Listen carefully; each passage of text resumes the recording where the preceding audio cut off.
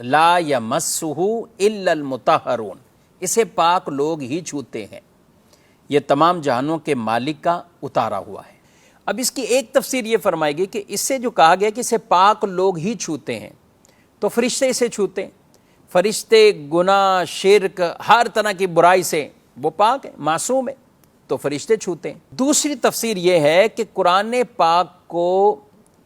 ایسے لوگ ہی چھوتے ہیں کہ جو شرک سے پاک ہیں، یہ بھی ایک تفسیر۔ اور ایک یہ تفسیر کہ قرآن پاک کو صرف وہی چھوتے ہیں جو پاک ہیں، اور یہاں پاک ہونے سے مراد باوضو ہیں۔ ایک ہے جس آدمی پر غسل فرض ہے تو وہ تو چھو ہی نہیں سکتا، وہ بھی نہیں پکڑ سکتا چھو سکتا، لیکن جو وضو میں نہیں ہے، بے وضو ہے، ویسے پاک ہے، یعنی غسل فرض نہیں ہے اور بے وضو ہے، تو وہ قرآن کو ہاتھ نہیں لگا سکتا، بلا حائل اس کا چھونا، ہاتھ لگانا، یہ سب حرام ہے۔ قرآن کو چھونے کے لیے وضو کرنا فرض ہے، قرآن کو چھونے کے لیے۔ تو ایسا شخص ہی قرآن کو چھوئے گا، ہاتھ لگائے گا، پکڑے گا،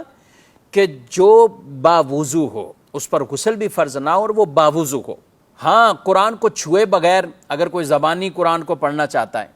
بے وضو ہے، غسل فرض نہیں ہے لیکن وضو بھی نہیں ہے، تو زبانی پڑھ سکتا ہے، یا ایسی جگہ دیکھ کے پڑھ رہا ہے کہ وہ خود قرآن کو چھونا نہیں پڑھ رہا، تو دیکھ کر بھی پڑھ سکتا ہے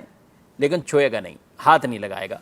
لیکن جہاں اس کو ہاتھ ٹچ کرنا ہے، ہاتھ لگانا ہے، تو اس کا وضو ہونا یہ فرض ہے۔ بغیر وضو کے قرآن کو چھوئے گا، ہاتھ لگائے گا بلا حائل، تو یہ حرام ہے۔ ہاں، کبھی ایسا ہو سکتا ہے کہ وضو بھی نہیں ہے، وہ قرآن کو ہاتھ لگانا ہے، اٹھانا ہے، کہیں رکھنا ہے،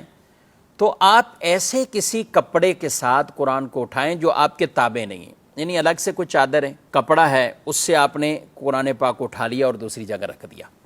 یا قرآن پاک کوئی الگ سے بالکل جیسے قرآن ہوتا ہے، پھر الگ سے ایک غلاف ہوتا ہے جو اس کے اوپر چڑھا ہوا ہوتا ہے، یہ ایسا غلاف جو قرآن سے الگ سے ہوتا ہے اور اس کے اوپر یعنی قرآن کے تابع نہیں ہے، تو وہ اگر ایسے لپٹا ہوا ہے تو پھر آپ ٹھیک ہے، پھر آپ اس کو اٹھا کر رکھ سکتے ہیں، یہ چھونے کی اجازت ہے، یعنی بے وضو بھی ہیں تو آپ اس صورت میں اس کو چھو سکتے ہیں، اور یعنی وہاں اٹھا کر رکھ سکتے ہیں، کیونکہ اب آپ نے بلا حائل یہ نہیں چھوا، بیچ میں وہ غلاف حائل ہے یا چادر سے آپ نے اٹھایا ہے، کپڑے سے اٹھایا ہے، تو اب بیچ میں یہ حائل بن جاتے ہیں، تو یہ اٹھانے کی اجازت ہے۔ اسی طرح ناظرین کرام، اگر آپ عام جگہ بھی قرآن کی کوئی آیت لکھی ہوئی ہے اور آپ کا وضو نہیں ہے، تو اس آیت کی جگہ پر آپ کا ہاتھ لگانا یہ جائز نہیں ہے، نہ اس جگہ پہ نہ اس کی بیک سائڈ پہ، اسی جگہ پہ آپ ہاتھ لگائیں تو یہ جائز نہیں ہے، اس کا بڑا اہتمام ہونا چاہیے۔ آج کل ہمارے موبائل میں باقاعدہ جو ایپ کے ذریعے یا موبائل میں قرآن پاک ڈاؤن لوڈ کر لیا، اب آئی پیڈ پہ ہو یا موبائل میں، تو ہمارے علماء کرام اس حوالے سے بھی ان کی دو آراء ہیں۔ بعض علماء یہی کہتے ہیں کہ اس میں بھی وضو کرنا فرض ہے، یعنی آپ یہ ٹچ کر رہے ہیں، قرآن کے صفحات کو آگے پیچھے کر رہے ہیں، تو وضو یہاں بھی کرنا فرض ہے۔ وہ اس کی اجازت نہیں دیتے کہ بغیر وضو موبائل یا آئی پیڈ ٹیبلٹ وغیرہ میں آپ ایسے ٹچ کرتے جائیں۔ اور بعض علماء یہ کہ وہ کہتے ہیں کہ یہ چونکہ ایک شعائیں ہیں جو ظاہر ہوتی ہیں، اصل قرآن کے اوراق پر باقاعدہ وہ نہیں ہے، تو اس لیے وہ اس کی اجازت دیتے ہیں کہ یہاں پہ وہ حرام والا حکم نہیں آئے گا۔ البتہ دارالحدیث سنت کا بھی یہی موقف ہے، اور بہتر ہم یہی کہتے ہیں کہ اگر موبائل سے بھی کوئی ٹچ کر رہا ہے تو وہ وضو کر لیں، یہ زیادہ اچھی بات ہے، بہتر ہے،